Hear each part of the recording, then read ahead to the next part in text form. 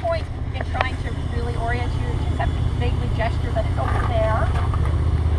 Okay, it's over there. We're going to go and have a peek at it. The Forum of Caesar, as you will see, now sat next to, we get to go in there on our trip, it's next to the Senate House. The Senate was actually relocated to that position. It was in another position. Now thought not. Okay, that's what it is. The Forum of Caesar is essentially abutting and adjacent to the Forum. So Julius Caesar building and expanding the Forum space towards the north-ish,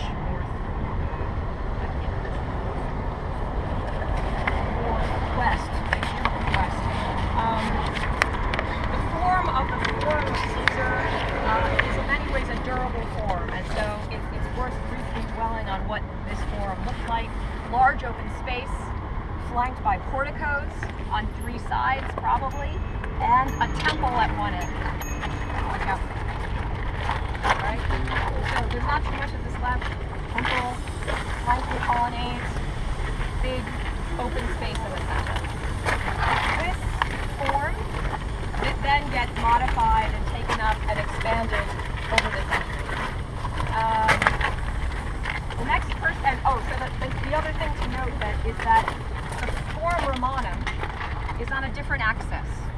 Caesar changes this axis, right? Sorry.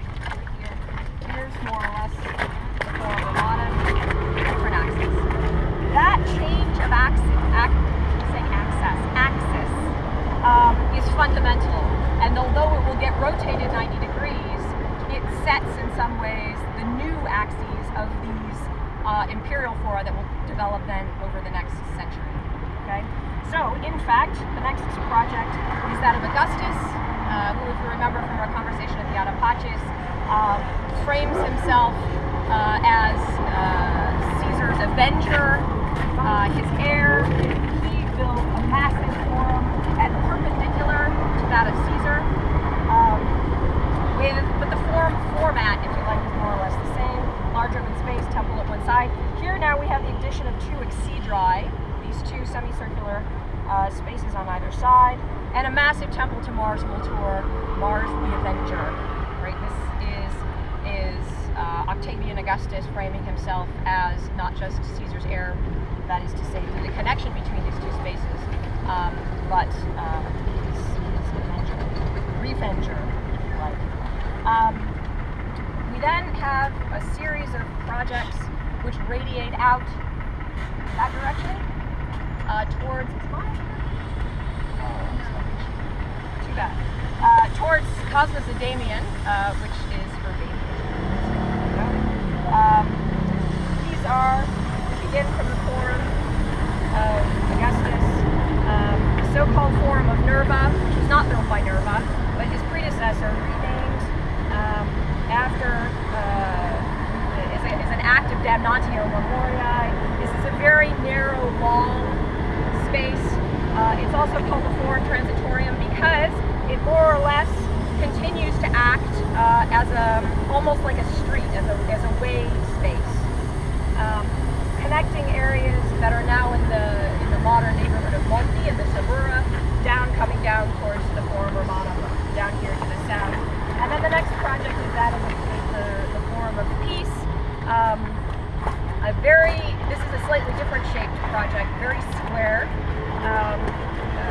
Big excavations here, very interesting and mysterious, with certainly a temple over here where you see number 15, whose form is very bizarre. Number 18 is actually Cosmas and Damian, so it's a chunk of the Forum of Peace, which is transformed into the Church of Cosmas and Damian. And I was hoping Maya was going to be here to talk about that, but she's not, unfortunately. And then you have a leap over here to where we are now. The last big project here is the Forum of Trajan and the Market. So hopefully you can see, at least from that potted introduction, the way in which each of these projects gloms onto and responds to its predecessor. And the real constant points of reference are the Forum Romanum itself and really the Forum of Augustus. And the Forum of Augustus, of course, it's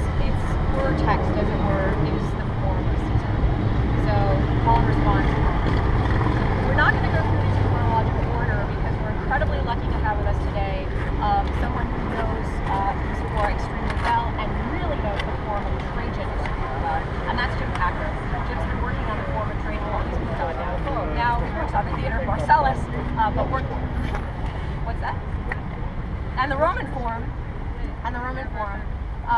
but had worked on the Forum of Trajan for many years, and so I'm going to turn things over to him and he'll give you all those receipts. Thank you so much.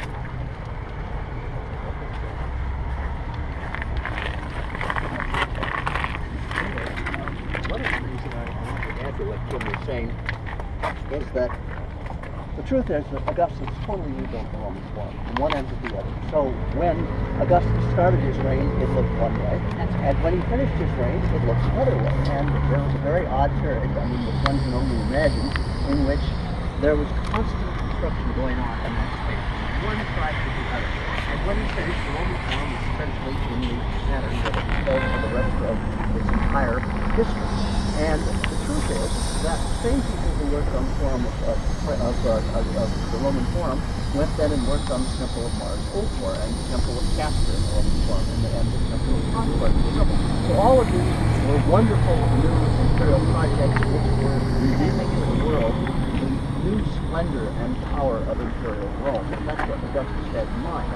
Now, what we're standing on here, on the other hand, is a kind of palimpsest, which Kim hinted upon, a kind of palimpsest of archaeological investigations. That is, in the early 19th century, Napoleon took control of Rome briefly. He kicked the Pope out. He said, look, this city is a mess. We've got to fix it up because we're going to turn it into the second city of the French Empire. So in order to clean it up, let's dig up the ruins, let's systematize them, let's make everything clean and orderly and French, and get rid of all of this nasty Italian nonsense that we put down on these sites. And one of the major projects, they actually worked on a great number of things. They worked on the Roman Forum, of course, they worked on the Colosseum, and they also started to excavate the Imperial Fora. Now, actually, what we can see here, and that's what I wanted to sort of start off in this space, is the initial excavation.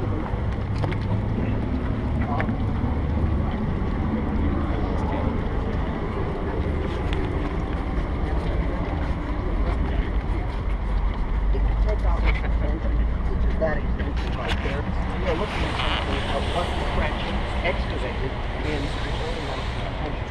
And what they discovered, and there were proposals they were going to make this like a garden, things like this, through these circular areas, like the one back there. There's going to be one like that area on the other side, there's going to be a lovely garden of Italian accommodate that. How nice that would be if to show that the fact but what they really discovered were the ruins of the former building, which you see remnants in front of it, that is the Basilica, the main building of the Forum. And they found a lot of the shafts, the columns of the interior nave. These are the shafts, the great open space in the center there is the open space in the center of the Basilica. That's the great nave which ran exactly at 90-degree angle to where we are. And all of these columns, everything that you see here except the columns, crazy, is always visible, but you carefully set up again, and you can see which will be assembled and what's there, etc. So that was done in the 1930s. At the same time, as Kim said, Mussolini was putting in the Via dei 40 to the hour, and he decided to do more excavation. And incredibly enough, it turns out that the space right in front of the church going down is an amazing archaeological assembly of sites, and particularly when they dug up the space which I hope we can get into. That is the West Library of the Forum of Trajan, which is this little rectangular building. So you see where the column is, and then right on the left of it there's a little rectangular space. That's the West Library, or really more probably the Northwest Library of the Forum of Trajan. And right in back of it, they just discovered when they started the subway that they used to build the electricity complex without the way. And as a result, there are several buildings exactly like the West Library behind those fences, and they continue around in a tight circle, and they seem to be, as far as we can tell, not only looking exactly like the interior of the library, but they are series of lecture spaces, so that people can use the books in the library as one place and run off and hear lectures, so it would seem very modern to us in many ways. Now, the excavations of the French created this great open space, columns of a big circular wall, behind it, and parts of the Basilica Ulpia on display. Right here, these trenches and these odd chunks of concrete are the foundations of the facade of the building, which was actually an open colonnade. And for a long time, people thought the front of the building was a closed facade, and I actually discovered that it was not a closed facade. And finally, the Italians have come to agree with me, and it's quite a long history of Call and response. call and response. I called, and they responded. Then I steered, and they responded. Anyway, well, it's lovely. So that's the foundation. That's the foundation of the building. Now, yeah, but I lost everybody. Yes. So now, this really is a great we found a huge number of fragments of the library. We found a great many more parts of the Basilica Ulpia, and also decided to close up the space around the columns of Trajan, so that great hemicycle, which you see, which is 19th century, with restoration for very recent times, around it was concealed for a long time by this funny little space that you see indicated on the plan. That space ceased to exist about 5 or 6 years ago, and they decided, let's just reopen everything down to the hemicycle of the 19th century, which is so much larger and so much more elegant, and besides, it will cut down parking space around the columns. So we can do two things at once. So they've opened up the 19th century hemicycle again, and if we can get into the storerooms, which are underneath the street off to the left there, you will see some of the extraordinary remains of the library of the Forum, one of the libraries of the Forum, which is really very, very remarkable. The beautiful remnants, and all of these areas in here under where those people are walking are further storerooms, which other fragments of the libraries from the historical all over are put on display and carefully put together and cataloged. So there's really a much greater possibility for understanding the intimate character of the Forum than we previously had. So what we are looking at over here on the other side is the newest stage of it. That's why I wanted to show the second ago. And it's unfortunate that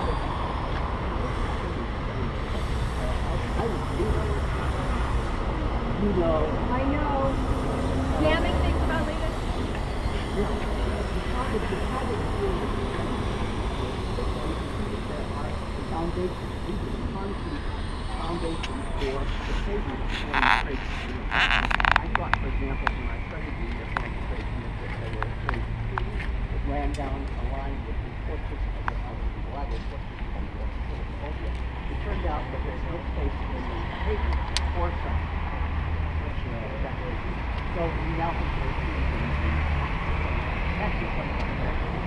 that sort of, you can just imagine what this space would look like.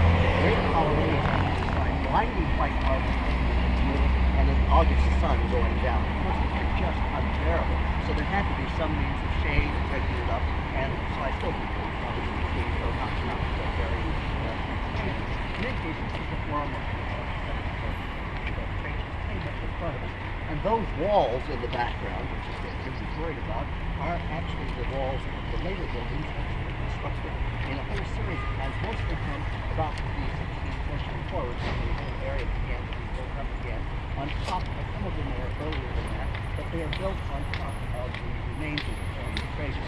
My view has always been, that really one should photograph these and draw them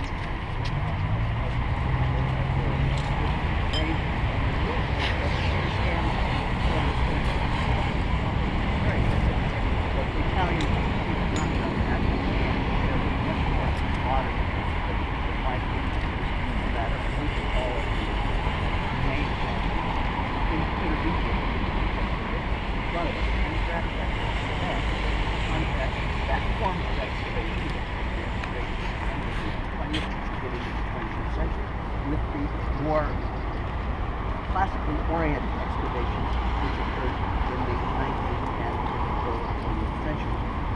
So now we'll go around and go. Let's go in. So we're going to go back to where we came from and go down the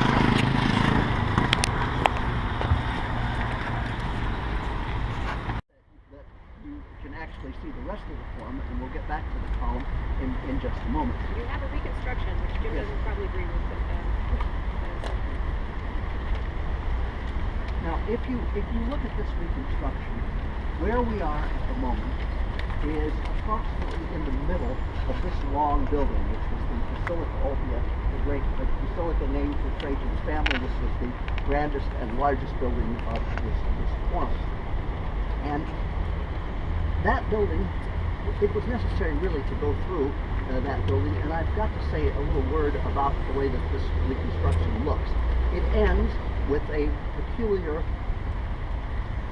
entrance on the area just in back of the column, and the gentleman who runs the forum, with whom I violently disagree, and now the Italians generally disagree with him as well again, he wanted to claim that in fact the enormous remnants of the Temple of Trajan, which occupied the space directly in back of the column of Trajan, that's one of the columns over there of the Temple of Trajan, and to get an idea of the size of that column, it was something like 50 feet tall in its original state, including base, shaft, and capital.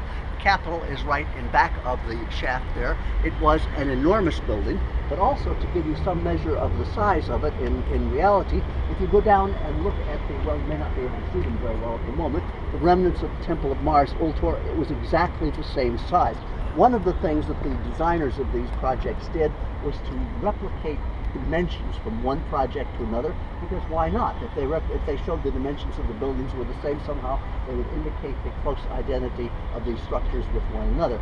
So Menengini's theory, which was happily presented after I did something like this to talk about the Temple of Trajan, is that there was an entrance to the Forum of Trajan on the side up in back of the column, and that these great gray granite columns which you see here and buried under the foundations of Palazzo Valentini, whose facade you see in background on the street, these columns were all part of this grand entrance. The trouble is, as I pointed out to Dr. Menengini, the problem with all of these is that these columns are bigger than anything in the Forum of Trajan. And I said to him, you know, throughout the entire Roman world, you never have an entranceway with columns bigger than what you actually have inside the project. I said, do you think, if you suppose that was the case in the Forum of Trajan, you may not be right? He said, anyway, he wasn't right. And the real problem was that he wanted to particularize his own work and to show how everybody else for centuries who had always supposed that the column of Trajan was just in back of the column, or that the Temple of Trajan was always in back of the column of Trajan. He wanted to show all that was nonsense. He knew the truth, but unfortunately, as the Italians now think, he did not know the truth. So the column of the Temple of Trajan, which has been a matter of debate for the entire history, the modern history of the Forum, has now been put back in its original position in back of the column of Trajan. It was put up by the Emperor Hadrian as a commemoration to Hadrian, but surely a commemoration to Trajan, but surely Trajan had planned to have the temple built after his death. It's inconceivable that it wasn't originally a part of the plan, which was then executed by Hadrian after Trajan's death. Now, it was an enormous building, and so you have to imagine that this reconstruction that you see was then amplified by another huge temple, about the size of the Temple of Mars Ultor, which extended out in this direction, and which is not shown on this reconstruction. I'm sorry, I've got the damn thing upside down. It's extended out in this direction in back of the Basilica Ulpia. Now, the Forum of Trajan was arranged so that there were different parts of it, and what the layout was determined by what had gone before. For instance, there were certain features which came from the Roman Forum, which were shown here. They were then used in the Forum of Augustus, and they were reproduced here. So the idea was to have the continuity not only of dimensions, which might not be so evident to people if they had to run from one of these enormous buildings to the other, but also by the decorative particulars. And I'm speaking especially, and I don't think you get a chance to see those today, of the figures of the caryatids. In this case, they're Atlantids, they're male figures, and they are quite wonderful statues of Dacian prisoners, looking extremely depressed because they've been conquered, they've been reused by the Romans, so that they are shown holding up great projecting cornices along the colonnades of the Forum. So those are exactly the kind of decoration that existed on the front of the Basilica Aemilia in the Roman Forum. They were essentially probably an Augustan device, maybe slightly earlier than Augustus, but used by Augustus on the Basilica Aemilia, then reproduced by Augustus in his own form. Why not? We like the idea. And finally, they were reproduced because they become so traditional, not only in the form of Trajan, but I think the god in back of the theater of Pompey as well. The same kind of plan. In fact, it's very strange. The back of the theater of Pompey, the stage building of the theater of Pompey is exactly like the front of the Basilica Ulpia, because it was probably rebuilt to look that way. So all of these buildings refer back to one another, and they replicate one another. And as Kim was saying, it's a question of invoking the memory of the past, but showing that the present is infinitely greater, infinitely more wonderful, and that the people who are ruling now are therefore much better than anybody who ruled in the past. It's exactly the kind of thing that certain recent American presidents have tried to indicate. It's a pattern that powerful people like very much. So what you are standing in now is the ruins of the Basilica Ulpia, and right where you see that column base was the wall which ended the Basilica Ulpia. Now you have to think how you would get out into the area around the column. This is a great solid wall. So what you look at here, you're standing in this space. Overhead you have a great vault which covers this side aisle. It goes from this these are foundations for columns. This is one set of columns exactly like you see there, which is all missing mostly. And you have overhead a great vault which terminates at that long wall in the background. All of this is elaborately decorated with colored marbles, and then you have to find another way to get out into the area around the column. Those entrances to the column are lateral. Very interesting, because as Kim has pointed out, the axial character of this site is very, very important. It starts right in the middle of those doors and runs down right to the center of the Temple of Peace in the Forum of Peace, or the Temple of Peace as it was sometimes called too. So, in other words, the line of this axis started here and it ran all the way down to here. But the interesting thing about the entrance that you get in the Forum of Trajan from the Basilica Ulpia into the area around the column is that axis is ignored. Instead, you got into the area around the column through lateral entrances approximately where that block is, and those would put you into a small colonnade around the column of Trajan. Around the column of Trajan, you have to imagine that there was originally three-sided but ultimately two-sided colonnade with relatively small but quite handsome Pavanizzetto yellow, or rather white purple veined marble coming from Asia Minor, and these would be fluted with Corinthian columns, and then behind that would be the entrance to the library. Now we can go take a look at where we could go if we only had the permission, which is into the library, to have a look at the remains there. That I think get it again.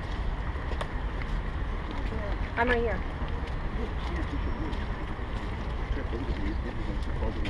And hopefully while I'm here, because I'd be delighted to. Okay, it'd be important. Again, it'd be great.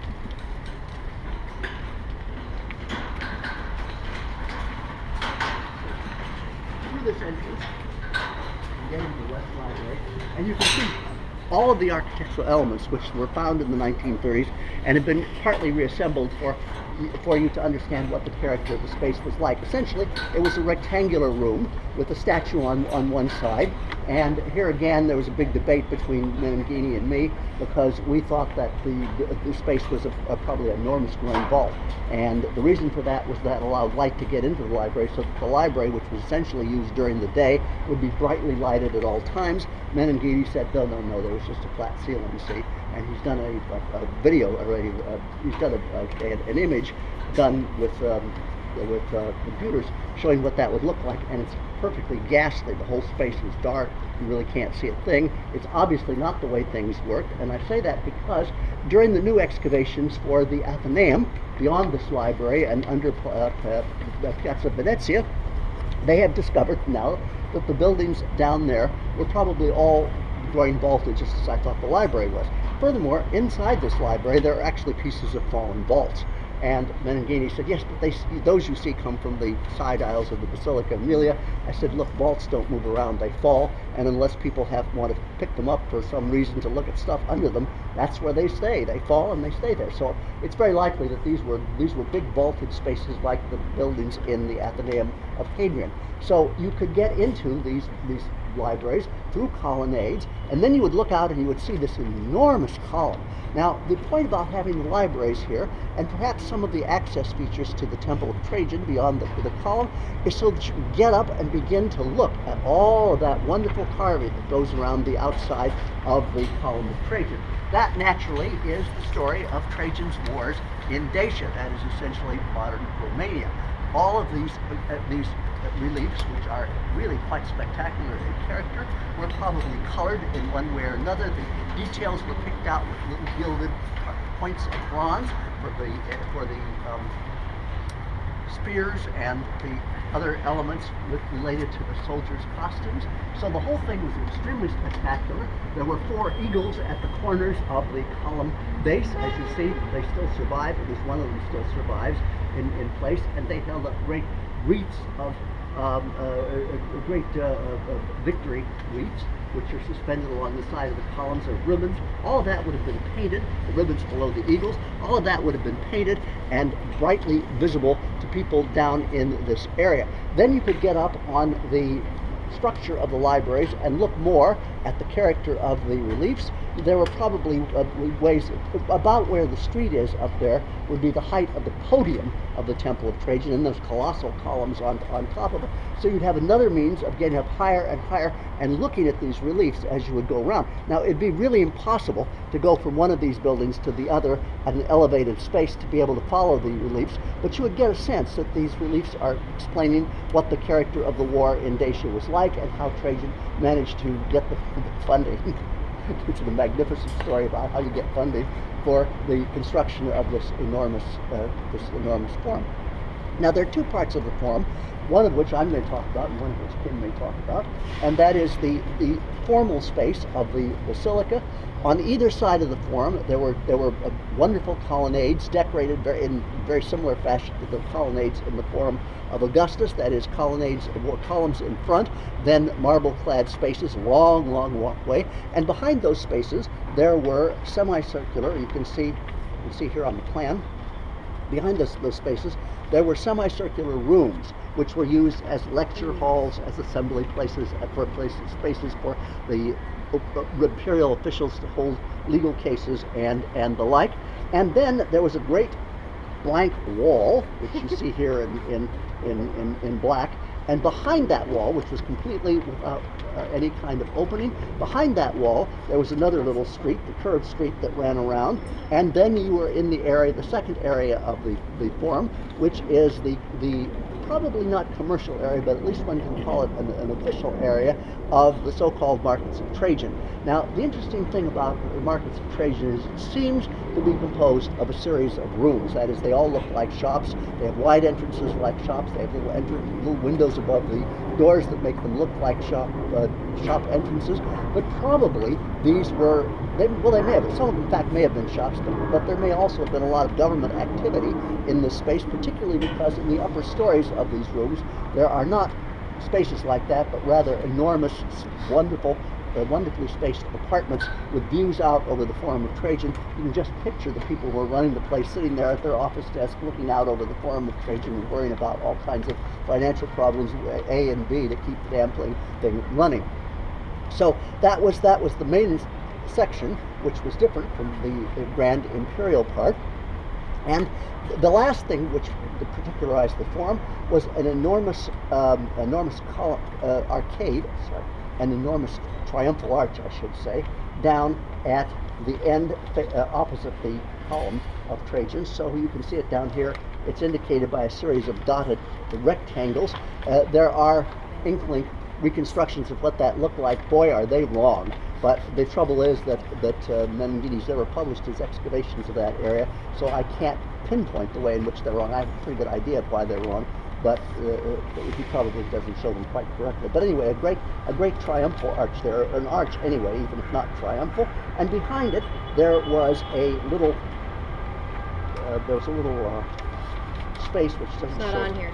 Yeah, they discovered when they excavated around 2000 a little space which was another three-sided courtyard with columns around it, which was a sort of vestibule for the Forum of Trajan from the Forum of Augustus. The part of the Forum of Augustus was partly demolished when the Forum of Trajan was built to make this little vestibule, and that was how you got into the Forum. And the other interesting thing about what Menengini wants you to believe is that the famous horse of Trajan, the Equus Trajani, or the grand gilded bronze statue of Trajan, and we always thought that space towards the entrance of the Forum. Menengini said, oh no, it faces, you see, towards the Basilica. I think he is wrong. I was looking at on our three-dimensional reconstruction last night of what that would look like as you entered the Forum, and to see a colossal horse gilded rump facing you, I don't think so. I think the horse must have been facing, the horse and the emperor must have been facing towards the entrance to greet people as they came in. Come on, it makes better sense that way. But there's no evidence one way or the other, so that's just my view as opposed to what Menengini thinks. Anyway, that gives you some idea of what you're looking at in the Forum of Trajan, and there I think I better stop because you need to go on. Shall we start moving on? Let's just start walking in the other direction. The trunk of the basilica extended out enormously under the street, and on the other side of the basilica there was another colonnade exactly like what we would look at in the before.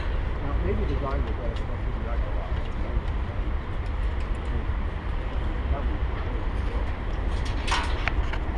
White marble. Obviously, they're taking parts of the Forum and using them, but then by the time the upper section of the wall is built into concrete and all that stuff is no longer visible. It's no longer visible. In fact, actually we're looking at three parts here. The earlier part down below, one section is Vestibule, second section Questions. Firstly, where is the street level? At this point, if this is a well, then we're underground. Well, the street level, the thing is the street level keeps rising. It's just like, and weirdly enough, things that doesn't happen in modern cities, it does, of course. And usually we take the trash out. But in many cases, in fact, in San Francisco one time, I was up near North Beach, and I looked down into a hole that they'd been digging for a foundation, and there was a little movie house, a little metal ticket taking box for a movie house, early 20th century movie box buried under the street. So we do the same thing, only because we put up these enormous high-rises, we tend to be very much more precise and much more grandiose about the character of our foundation. And though they were pretty grandiose And when you say concrete, are you talking about the mortar between the bricks? Well, it is concrete. It's not just mortar. And in fact, the odd thing is that most of Roman buildings, this is not what people think that they were concrete. They were concrete spaced over with marble slabs to make them look classical. But they were really big post-classical buildings.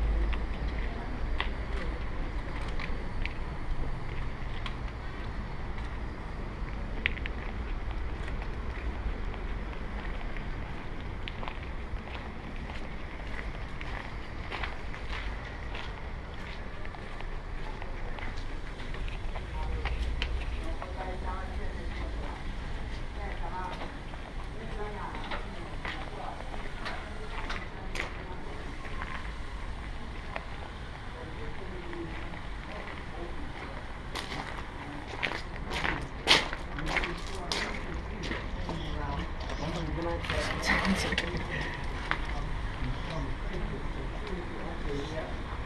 to the end of the transept on either side. You'll see altars with two grandiose Archaeological columns on either side of the altars. Those come from the front of the Basilica Ulpia. They're about this size and they're intact. These are broken. So if we keep going down here, and we'll have, I'll take a quick look at the remains of the entry portico to the forum. So for those of you who missed all this, you're more or less here at the entrance. Well, we're not quite at the entrance yet. Getting there. We're getting there. But it's hard to tell because you have to get through all these medieval buildings. Hooray!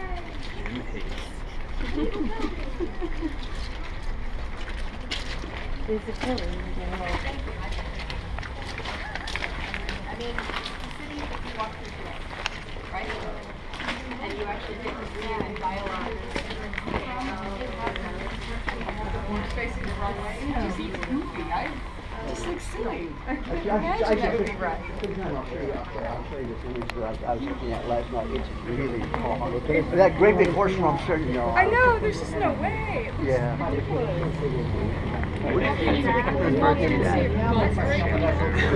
Ok, compagni, magari rimaniamo qui e poi torniamo. Ok.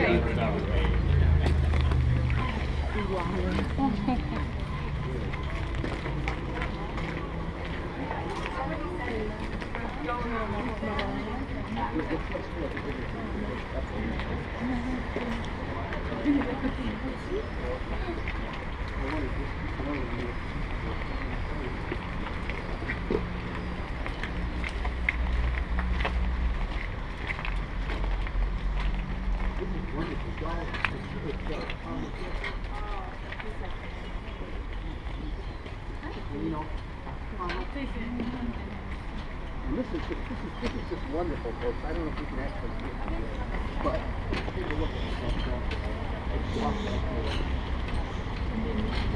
And look how that plays out.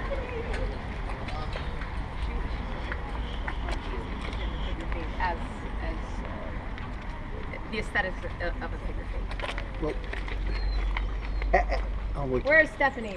I'll wait till. Where's that Stephanie? She's right there. Where? We have something for you, baby.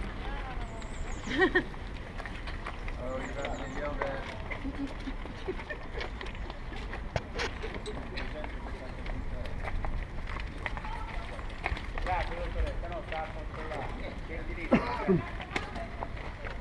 When you're all here, I wanted to point out this inscription to you because it is amazingly intact. It comes probably from the, well, perhaps from the podium, which went around the side of this. This is the rectangular space here that we're in. We're sort of in the middle of the rectangular space. It's surrounded by colonnades, which would have columns, probably of Cipollino. Those are shafts from the columns. They found an absolutely wonderful Corinthian capital, or part of one that I don't see at the moment. They may have removed it.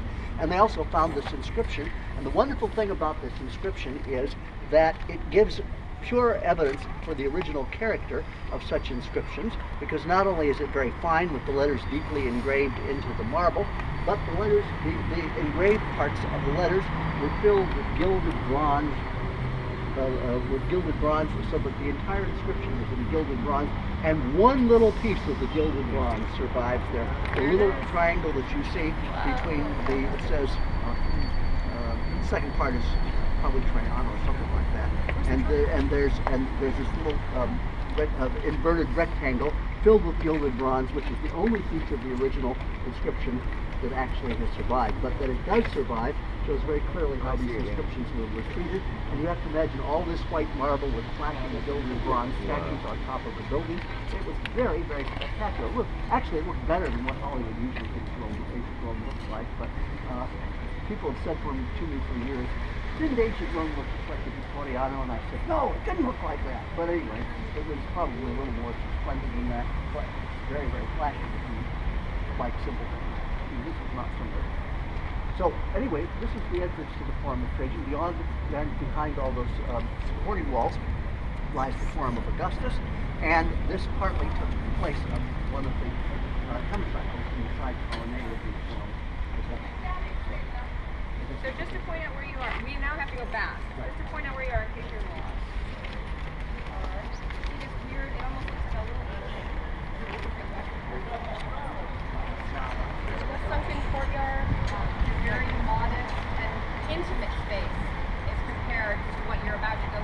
It wasn't sunk in real rain, it was in a foundation. Well,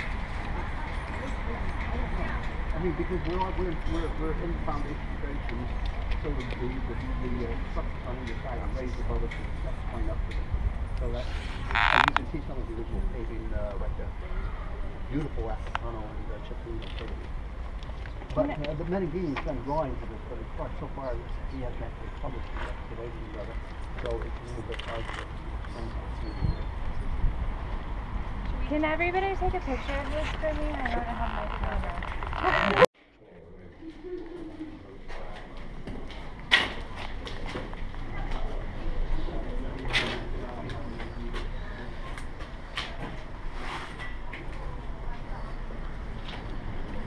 Vieni ti mette di qua.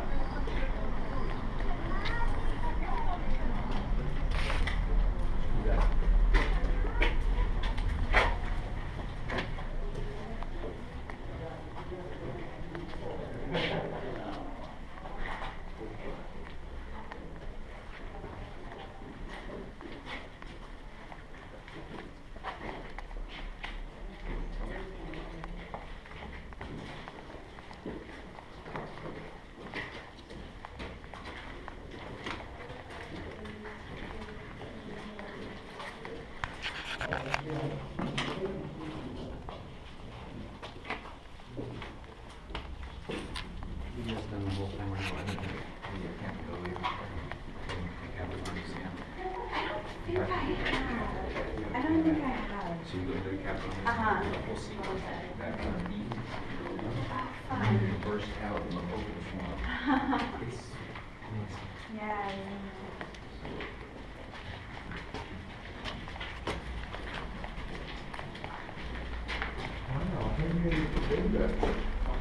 Yeah, I'm a fan of the underground tour. Yeah. So this is the form of Caesar. Yeah. Which was never really something like that.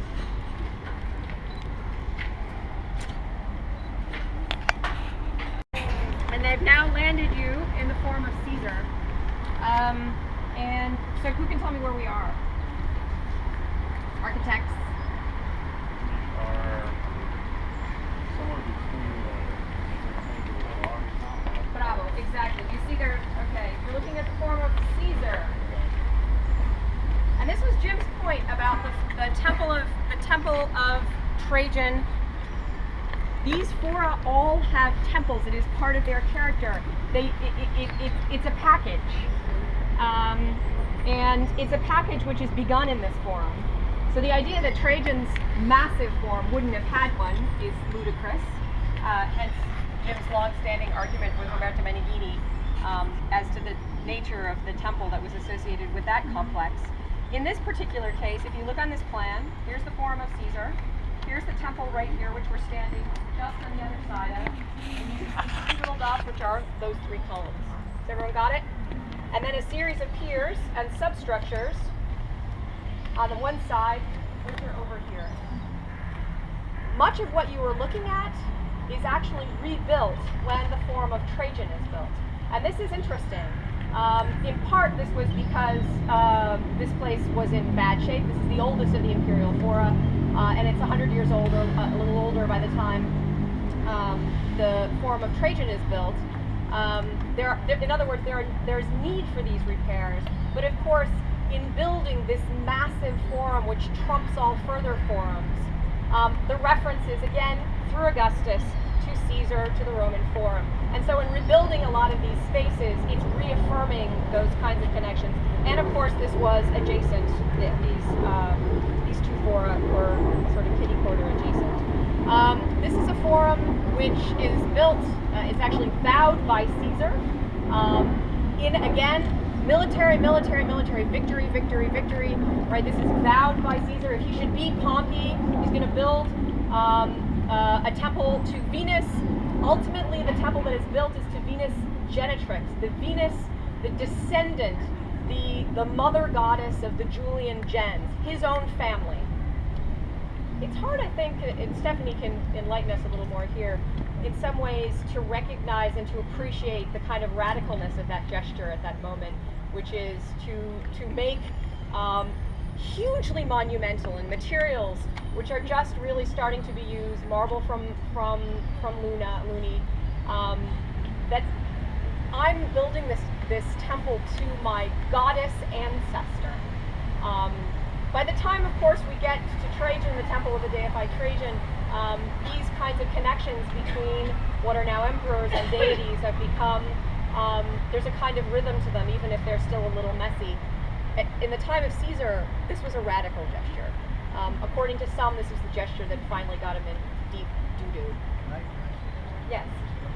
That is one of the things that nobody really ever says about Caesar, and it hasn't been worked on or dealt with, I think, is the fact that Caesar was an amazing innovator in everything that he did, not only political but architecture, so that Caesar not only began to construct this space, but he also built the Basilica Julia in the Roman Forum, and he thought of redoing the Tiber so that it would run in a different course and leave up, instead of curving around the campus marshes, it would run right past the Janiculum in a straight line, and give all of that space over into the campus marshes. So he was an enormous innovator, and if he had lived, all of these things would have been abundantly clear. But as he was assassinated, they all keep getting forgotten. So I just wanted to add that. Being an innovator in the Roman world is a dangerous game. If you're going to be an innovator, do it while pretending to be incredibly conservative.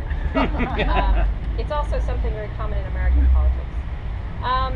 So the character of this forum is, because now we've gone back in time, sets a trend, right? In its layout, in its large central space, flanking colonnades, temple at one end, and in its materials. In this case, the use of Luna marble, and this is a project which is really only finished by Octavian Augustus. This is still a world in which are no big, huge marble public buildings. This is the beginning of that trend. You have to imagine a world in which you don't see this. And to see this for the first time, to be confronted with its extraordinary whiteness, must have been, as a kind of piece of architectural radicalism. We were talking about here, Arpachis and the Colosseum as moments of sort of buildings that try to look conservative while being extremely radical. This is just extremely radical. The other important thing to note about these projects are the things that we can't see, which are the massive amounts of dedicated sculpture that would have been in here. And I find this particularly interesting because this is a space where we only have the statue bases for the most part. This is a space, as were almost all the other Imperial Fora, stuffed with sculpture, not simply from the moment of dedication, but for centuries afterwards. And of course, a way, if you don't have the means to build the Forum of Trajan, a means of connecting yourself for later emperors to these projects are to dedicate statues. And increasingly, as the Senate begins to control the city in late antiquity again, the Senate is making dedications in these places. So in the Forum of Caesar, we have sculpture right up through, I think, Arcadius, who, kind of amazing. Did Arcadius ever set foot here? I don't think so. He was really mostly a Constantinopolitan emperor. But there are dedications to Arcadius in here. I know you guys, that doesn't seem like much, right? That's 400 years of statue dedications. These places will look like junk shops, right? Huge amounts, right? And the creation of the Forum of Trajan, huge relief. Now we've got all this other space that we can dedicate loads of sculpture in. And as we pass lots of sculpture bases, most of which are actually much, much later than the projects in question. One word about this business over here, because this is interesting, and for those of you who are architects and urban planners, I think it alerts you to the complexity of what the work that people like Jim do in trying to think through how these spaces function in 3 dimensions. These are mostly substructures for buildings that face the other way, right? In other words, you're dealing in every case, here we are, right, butting up against the Capitol line here, as well as the Forum. You're dealing with a very hilly terrain, as we talked about in the second walk. These Forum spaces, and the most radical, of course, is Trajan, are cutting away these and also responding to them. And so they operate at different levels. And so our tendency is always to think on the plane, on the flat as we'll go in about 15 minutes or 20 minutes and go and see the markets of Trajan, this is a space that operates on 3 levels, right? Because it's responding to a hill in the back. So ditto in this direction, we have spaces which abut onto here, but at another level are actually looking out onto a street that runs down around the back. Tell me, I want to hear more about the fact, I was going to talk about the Senate House, but now I know that I'm wrong, so tell me about the Senate House. Well, The old story is that Caesar ultimately, at the very end of his time, was able to move the Senate House such that it became part of his forum complex, right? But this is no longer true now. Well, Melody Davis wrote me about this, and I looked up Lady Carla Beach, who also was in the forum trade, has discovered she thinks that the Senate House always was in the cluster of the Senate position. And that would be interesting because in a certain sense that would determine the orientation of the forum of Caesar. Right. And at Caesar's death, the old Senate House had been temporarily taken down for political reasons. Right. Mainly because it was built by the descendant of the dictator Sulla. It was no longer popular in Rome, so they said, we can't have a Senate House named for Sulla, let's take it down and put up another one.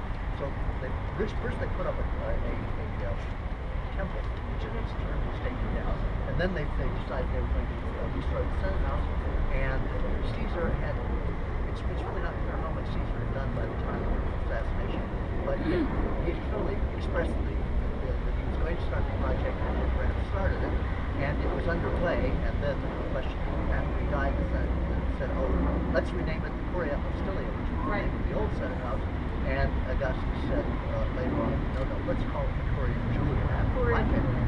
So at Caesar, so that's done. Why don't we let's just wander down a little bit more, and then I think maybe we're never going to make it actually all the way to the forum, so let's come back, as I promised.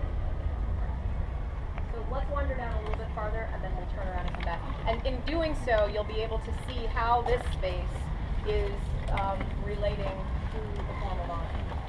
Hopefully, if you noticed as you walked this way, where there wasn't a moment to pause and talk, you hopefully saw in cross-section a whole series of drains. Big drains, little drains. Wonderful cross-section of a very nice riff on a Roman drain. These are all running down, right, from the Subura down and eventually dumping into the Tiber. These are all attempts to drain this space in the later post-Roman period.